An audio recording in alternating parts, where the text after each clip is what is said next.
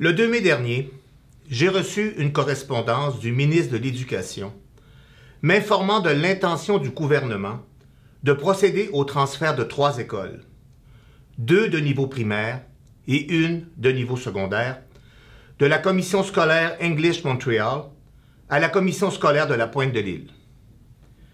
Une correspondance analogue a également été transmise à Mme Angela Mancini, présidente d'English Montreal. Depuis, les demandes de la part des médias se multiplient et les questions fusent, en particulier de la part de parents dont les enfants fréquentent les 3 écoles visées. En tant que président de la CSPI, j'estime qu'il est de mon devoir de répondre à ces questions afin de mettre en contexte cette annonce et le but qui est visé. Tout d'abord, je parlerai de l'augmentation sans précédent du nombre d'élèves que connaît notre commission scolaire depuis plusieurs années, puis je présenterai les actions qui ont été entreprises par la CSPI pour répondre à cette augmentation. Enfin, je répondrai à cette question que j'ai entendue à de très nombreuses reprises au cours des derniers jours de la part de parents anglophones. Pourquoi nous n'en avons pas entendu parler plus tôt? D'abord les chiffres. Depuis plusieurs années, la CSPI connaît une croissance soutenue de sa clientèle, une croissance qui a particulièrement fait sentir ses effets au niveau primaire. Année après année, des centaines d'élèves supplémentaires viennent s'ajouter à ceux et celles déjà présents dans nos écoles. Cette augmentation constante, qui a été validée par le ministère de l'Éducation, au point où celui-ci a dû réviser ses propres calculs, s'est brusquement accélérée au cours des 18 derniers mois. Les causes sont multiples. Il y a d'abord l'augmentation qui était déjà prévue par les projections démographiques de plus de 1200 élèves.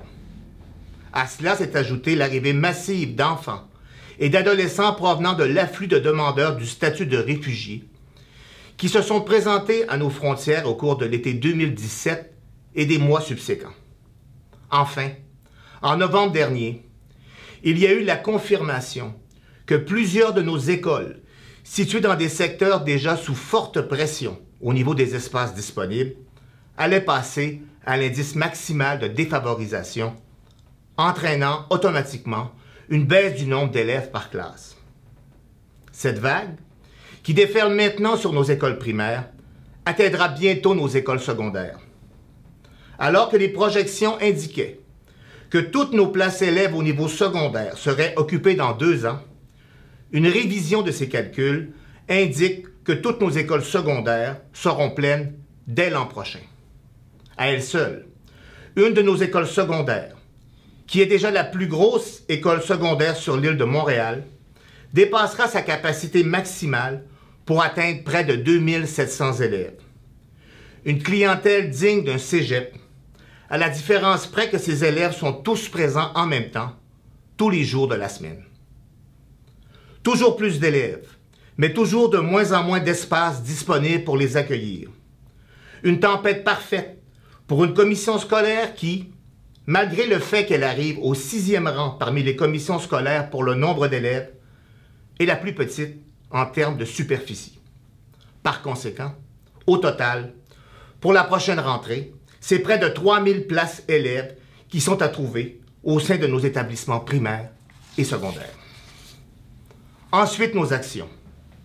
Depuis une dizaine d'années, la CSPI a été extrêmement active au niveau des agrandissements de ses écoles primaires afin de répondre à cette augmentation. En plus des 4 projets d'agrandissement qui sont présentement en cours de réalisation, 26 agrandissements ont été faits. Certaines écoles ont été agrandies à plus d'une reprise. Tous ces réaménagements ont nécessité le transfert de plusieurs centaines d'élèves d'une école à une autre. Seulement l'an dernier, c'est près de 500 élèves qui ont dû quitter l'école de leur quartier. Confrontés à une situation qui exigeait des mesures fortes, et dans un geste rarissime pour une commission scolaire, nous avons fait une demande officielle d'expropriation d'un terrain pour y construire une école. Aujourd'hui, la CSPI compte une dizaine d'écoles primaires, de plus de 750 élèves, dont 3 de plus de 1000 élèves. Oui, nous avons été extrêmement proactifs, mais ces agrandissements, qui sont déjà tous occupés à pleine capacité, nous ont enlevé toute possibilité d'ajouter des classes modulaires, faute de terrain disponible. Ne pouvant plus agrandir à l'extérieur, nous avons dû agrandir de l'intérieur, rognant sur les classes des spécialistes, sur les bureaux des professionnels, sur les bibliothèques. Plusieurs écoles n'ont eu d'autre choix que d'organiser 2 services de dîner. Dans certaines écoles, la seule option disponible est de faire manger les élèves dans leur classe. Pour les récréations, plusieurs écoles ont dû répartir leurs élèves en 2 groupes qui sortent l'un après l'autre pour prendre une bouffée d'air frais. Je tiens à saluer l'engagement et le professionnalisme de notre personnel qui travaille dans des conditions de plus en plus difficiles. Je tiens également à préciser que jamais nous n'avons refusé d'accueillir un seul élève, car c'est le cœur même de notre mission. Pourquoi ne pas en avoir entendu parler plus tôt, disent aujourd'hui certains parents anglophones. Je ne compte plus les entrevues que j'ai personnellement accordées à ce sujet. De plus, dès 2016, j'ai amorcé des discussions avec les dirigeants de la commission scolaire English Montreal, dont le territoire se superpose au nôtre. Au fil des rencontres, je leur ai présenté nos chiffres, nos projections, nos besoins. Certes, j'ai bénéficié d'une écoute attentive, mais de toutes ces rencontres, rien de concret n'est survenu. Nous avions besoin d'aide. Nous étions prêts à explorer des solutions inhabituelles, mais toujours aucun résultat. Il a même été brièvement question d'agrandir une école anglophone pour y rajouter quelques classes supplémentaires. Mais le projet est rapidement tombé à l'eau en raison du refus de partager le moindre espace dans le reste de l'école, dont le gymnase et la bibliothèque, avec les francophones. Puis ces pourparlers se sont accélérés au cours des derniers mois. Le ministre de l'Éducation, reconnaissant l'urgence de notre situation, est personnellement intervenu. Je tiens d'ailleurs à le remercier. Des propositions ont été faites. Certaines, comme celle du prêt de locaux au Centre Galiléo de Montréal-Nord, ont été examinées plus attentivement. Je précise que cette possibilité ne répondait que très partiellement à nos besoins, car les classes qui nous manquaient étaient surtout requises pour des élèves de niveau primaire, des enfants de 5 à 11 ans. Ce projet a été abandonné depuis, dans les circonstances que l'on sait. Je précise également qu'au cours des dernières semaines, lors de nos discussions avec les dirigeants d'English Montreal, ceux-ci nous ont confirmé qu'il était tout à fait possible de relocaliser les élèves susceptibles d'être touchés par le transfert des 3 écoles visées dans des écoles environnantes. Dans un monde idéal, pour éviter la situation dans laquelle nous nous retrouvons tous aujourd'hui, des discussions sérieuses entre nos 2 commissions scolaires et les consultations qui en découlent auprès des parents et du personnel auraient dû être menées depuis au moins 2 ans. Cela n'a pas été le cas. Les données étaient pourtant claires et validées, mais rien ne s'est produit. Nous nous entendons tous sur un point. Tous les élèves, qu'ils fréquentent le secteur francophone ou anglophone, ont droit à un environnement de qualité où les conditions propices pour apprendre sont réunies. Peu importe la langue, l'éducation est un droit fondamental.